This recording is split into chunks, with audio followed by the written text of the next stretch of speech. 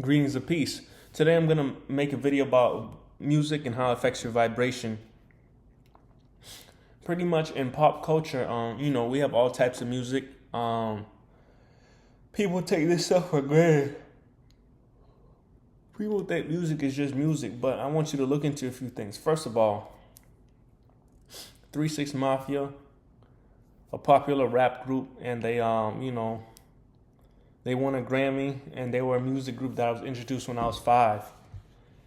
So there are 2 members of that group who went on record to say that during that group's prime that they worshiped the devil and they had contracted with Satan directly in order to spread his message and his gospel amongst the masses. 2 of the members were Crunchy Black and a man named Koopsta Nika, Knicca, Koopsta Nika, and Crunchy Black. And they would perform seances, and they said that one of the founders of the group, DJ Paul, was mad at God because he was born deformed and that they had met the devil face to face and stuff like that. If you look at the P. Diddy trial and all the things that's coming about him and his then significant other, Cassie, et cetera, and all the things they were doing. So the music industry is an evil industry. The people at the highest level of the music industry are warlocks, and the music they cast are spells. Their target audience is children from ages 9 to 15, so they can influence, they're there to influence the next generation pretty much and condition their mind to think a certain way. To be honest, if you're weak-minded, you really shouldn't be listening to mainstream music because it definitely influences and programs you. And I've seen growing up how kids who were straight-laced or may have been good start listening to certain types of music and want to emulate that, and their whole demeanor and attitude change, and they start doing things that they should not be doing. It affects your subconscious mind, the way you walk, the way you talk. It is not, it's not something that you should take lightly. Here's the thing. It is hard to get away from today's music. It's chaotic and low vibrational, and it glorifies murder, rape, high-risk sex, alcohol, drug intake, whether it's rock, rap, whatever it is that they're promoting. And the people at the top know this, and it's also part of a prison pipeline. You know what I'm saying? You get more people to believe in this kind of stuff and to act out on it. They're gonna do things that send themselves to prison, which is another billion dollar issue. So yeah, what was I saying?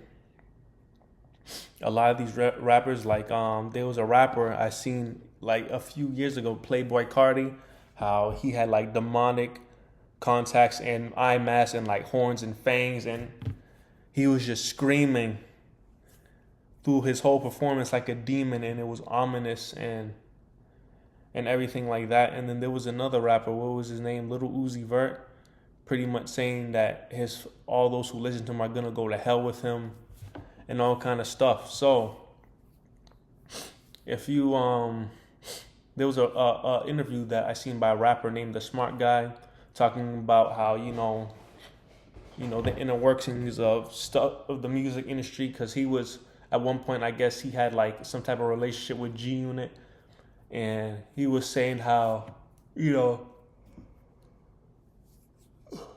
heterosexual male, they're gonna try to turn you out. Like, when you're in that music industry, you have stylists and hairdressers, et cetera, et cetera. He said at some point after a while, they'll send the hairdresser, a gay hairdresser, the hairdresser who's 9 times out of 10 gay, to send a pass at you to try to, warm you up to this, to that type of lifestyle, you know what I'm saying? And as you can see with Diddy, this is years ago, this is like almost 10 years ago, this interview came out.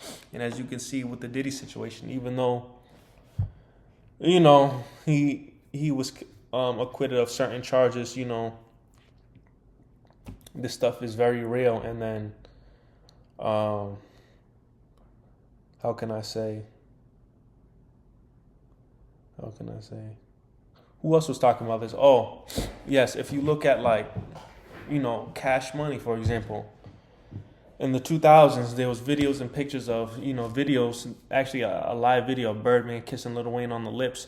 You see in the latter year of the 2000s, like 2009, he started wearing lip rings and tight pants. Lil Wayne wearing leopard leotards like a woman.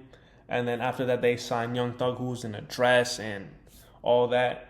So all this stuff is real. They're there to influence the minds of the youth and, make them docile and more obedient and to demasculinize them. So, you know,